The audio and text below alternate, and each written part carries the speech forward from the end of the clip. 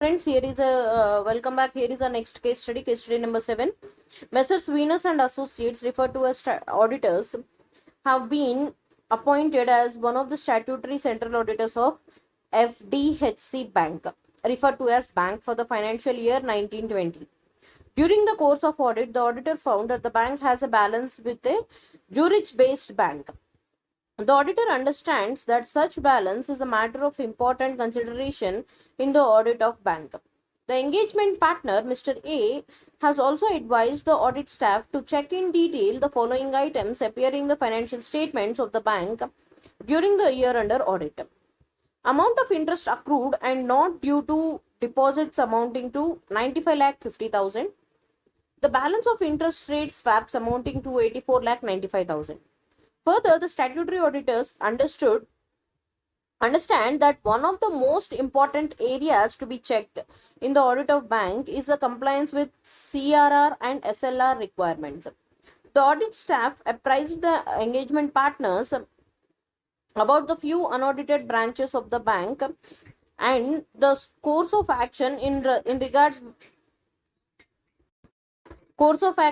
this regard was discussed in detail with the engagement team. The details with respect to unaudited branches are as under: interest income 25 lakh 97,000, interest expense 15 lakh 45,000 to 20, total advances 5 crore 20,000, total deposits 4 crore 22 lakhs. The auditors also discussed the following with the audit staff and the bank management during the course of the audit: computation of demand and time liabilities, computation of tier 1 and tier 2 capital of the bank. Based on the above facts, answer the following. Okay, we'll answer the following questions.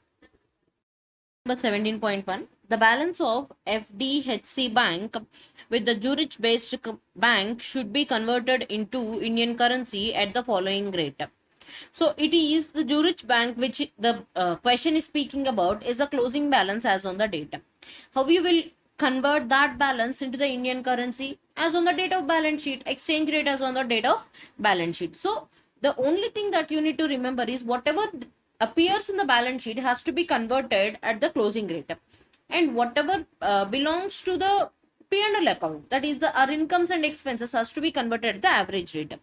Therefore, here the option is the exchange rate prevailing on the balance sheet date. That is option A is the correct option. Okay, we'll go through the next question. Question number 17.2. What should be the treatment of interest on deposits accrued but not due amounting to 95 lakh 50,000 appearing in financial statements of FDHC Bank? So what it should do? Amount should be included in the deposits account. Is that so? No, because these are not, you are not sure whether the customer will take the interest on the deposits. So if the customer hasn't taken and customer wants the same amount to be reinvested, then you can include in the deposits. So till here you are not known whether the interest on deposits will be taken over by the customers or not. Therefore option A is wrong. Option B says should not be included in the amount of deposits. Yes, option A is wrong means option B is obviously correct, right? Option A says to be included, option B says not to be included. So option B is correct.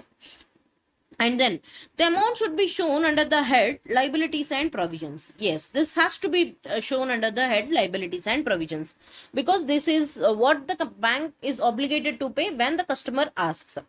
So option C is also correct. So option B and option C both are correct. Therefore, the correct option for this question is option D, both B and C. Okay, we'll move further. 17.3. The amount of interest rate swaps amounting to 84 lakh 95,000 should appear as dash in the financial statements of the bank. How should this appear? It should appear as a contingent liability, because interest rate swaps are contingent. You may either pay or you may either receive. You're not sure. These are the swaps that the bank has been entered with the customers. So these are contingent in nature. These are neither your liability nor your asset. Okay. Therefore, it is not from the options. You cannot say it is a current liability, or you cannot say it is a deposit, or you can't even say report it under the liabilities and other provisions. Interest rate swaps is straight away in contingent liabilities. Okay. Next question 17.4. Which of the following is correct statements relating to the requirement laid down by the RBI for Venus and Associates while verifying the compliance with the SLR requirements of the bank? See, we have already discussed this SLR requirement in the previous videos also, that SLR requirements has to be checked on 12 odd dates in the financial year, and such odd dates cannot be a Sunday. Sorry, cannot be a Friday. Therefore, we need to check. Option B says Messrs. Venus and Associates are required to verify the compliance with SLR requirements at 12 odd dates in different months of the financial year, not being Fridays. So this is the correct option. We have already gone through this in the previous video, so I'm not stressing on this point.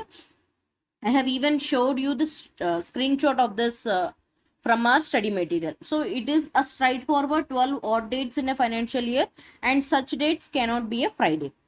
Therefore, option B is the correct option. You can even say option B, option C, and option A, C, D, or straight away wrong answers, because you can't check on the starting date and the ending date, and there is no requirement of 24 dates or 10 odd dates. Therefore, we have 12 months, 12 odd dates is necessary. Option B is the correct option. Next question, with respect to the unaudited branches, what information is required to be disclosed in his audit report? What he will do? The number of unaudited branches and the amount of advances, deposits, interest income, interest expenses, all such things need to be disclosed. Okay. We have been given 4 sub points and we need to decide the option. Point 1 says number of unaudited branches. Yes, this needs to be disclosed in the audit report. Point 2 says quantification of advances, deposits, interest income, and interest expense for such unaudited branches. Yes, this needs to be disclosed. Point 3 says quantification of advances and deposits as such amounts exceed 5 crores and 2 crores respectively. However, quantification of interest income and expense is not required as such amounts do not exceed the limit of 30 lakhs and 20 lakhs respectively. There is no such requirement of giving a particular figure and over and which you need to report. Therefore, option C is straight away wrong. Even if it is less than 5 advances are less than 5 crores, deposits are less than 2 crores, and the interest expense and incomes are less than 30 lakhs and 20 lakhs respectively, the same has to be disclosed by the auditor. Therefore, the point 3 should not be considered. Okay.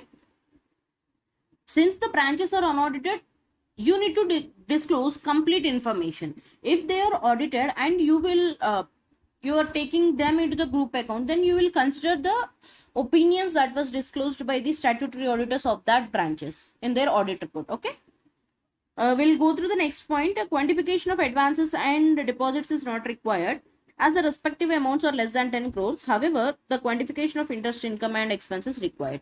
I have already said this. No such particular amount has been benchmarked, because of which you will disclose over and above that particular benchmark. So point 3 and point 4 are straightforward, not to be included in their audit report. Auditor has to disclose each and every point since they are unaudited.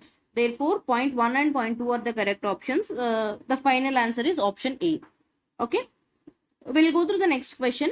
Question number 17.6. While examining the computation of demand and time liabilities, which of the following is to be included in the liabilities?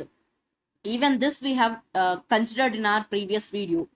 Okay, it is option C, net credit balance in branch adjustments account, including these relating to foreign branches. But I will show you that screenshot again. See, part amounts of recoveries from the borrowers in respect of debts considered bad and doubtful for recovery. So these top 4 points are to be excluded and the bottom 4 points are to be included, right?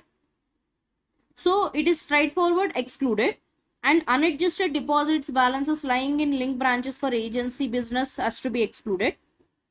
Amounts received in Indian currency against import bills and held in sundry deposits pending receipts of final rates has to be excluded. Margins held and kept in sundry deposits for funded facilities has to be excluded. So these are the 4 points that needs to be kept in mind that while calculating DTL requirements, demand and time liability. So these has to be excluded, which has been already given in our question also. See, part amounts of recoveries from the borrowers in respect of debts and the amount received in Indian currency against import bills, margins held and kept in sundry deposits for funded facilities. These three options are point 1, 2, and 4 from the excluding items. So these has to be excluded, and the net credit balance in branch accounts, including those relating to foreign branches, which is our first point to be considered in the including of liabilities. Therefore, option uh, which was that option? Option C is the correct option. With this, we have completed our 17th case study as well. If you have any doubts regarding any particular point, any particular question, please mention the page number of our ICA study material, ICA booklet, and the question number. Question number, like if you are referring to the case studies, then refer 17.6. If you have doubt in 17.6, right? This is page number 160 and the question is 17.6. Then I'll be able to clarify your doubt. If you say it is sixth question of MC case study 17 or case study 5, then it is difficult for me to identify. So please mention the page number and the question number as per the ICA booklet for this question. For example, if 17.6 is your doubt, mention page number 60, sorry, page number 160, question number 17.6. Then it will be easy for me to identify and solve your queries. Okay, with this we have completed 17 case studies. That's all for today. We'll meet tomorrow. If you find these videos helpful, please do like, share and subscribe. Share with your friends and help them to revise at the earliest. Okay, thanks for watching.